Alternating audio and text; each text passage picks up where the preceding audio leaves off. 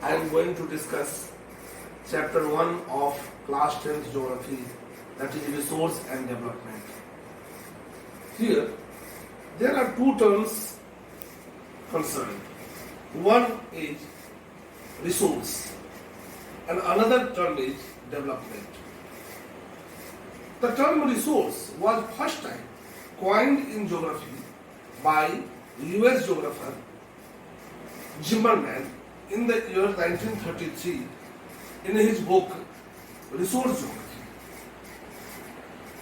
Resource will have to be understood in this way that in this environment everything is neutral. Those neutral substances are used by human being. Human being applies its skill, brain, skill, technology, and under the shadow of institution like industries, it develops all those neutral substances into items which are beneficial, useful for human being. Then, now comes the definition of resource. All those substances which have ability to fulfill the desire or need of human being is termed as resource. Now, resource is a substance which has ability to fulfill its desire, so it requires three conditions.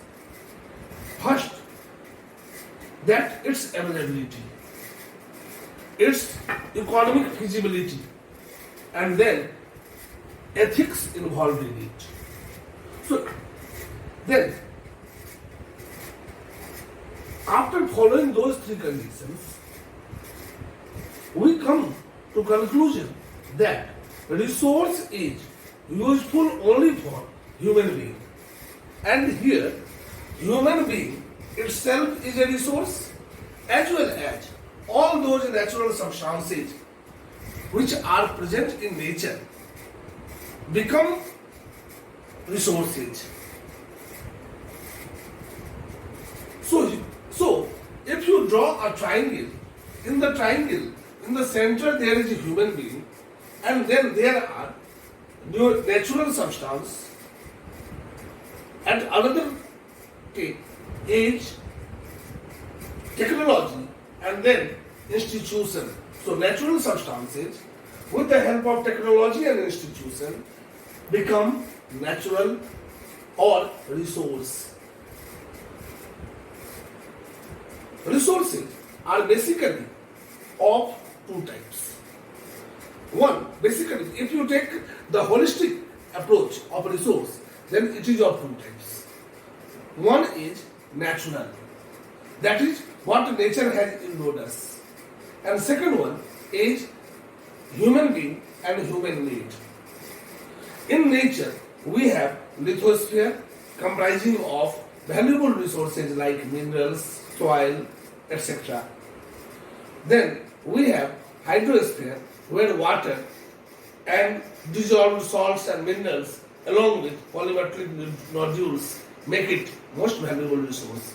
And atmosphere is very precious resource because it gives us oxygen, ozone, etc. They are resources. Then sunlight, the source of all forms of energy, is a natural resource. After that, there are number of ways of classification of resources on the basis of availability. Resources are of two types: biotic and abiotic. Biotic resources are all those resources which consist of plants, animals, and dead and decomposed remains of plants and animals in the form of fossil fuel and minerals. Then we have abiotic substances, that is soil, minerals, inorganic minerals, water, sunlight, air, etc. On the basis of exhaustibility, that is the second way of classification, we have renewable resources, that is those resources which can be recycled, which can be renewed, which can be brought into the form which it was previously found. And secondly, non-renewable resources, those resources which are used once and after that it cannot be reused. They vanish in the ability to fulfill our demand. Example of renewable resources are water, sunlight, natural vegetation, etc. And example of non-renewable resources are fossil fuels, minerals, etc. On the basis of ownership, we have resources of four types. First resource is private resource, that is owned by individual, like a particular chair is owned by a particular person, satisfying his or her demand is private resource. Then we have public resources like roads, railways, the areas lying beside roads and railways. Those are useful for or can be used by common people like parks, etc. And third one, which is very important, one is national resource. National resource, it comes the area, the geographical territory of any country up to the area 12 nautical mile. That is, if the region lies in the coastal areas from the coastline, which is defined as, coastline is defined as average of high tide and low tide is known as coastline or mean sea level. From there, 12 up to 12 nautical mile, including whole geographical territory of a nation, that is India, comes under the category of national resource.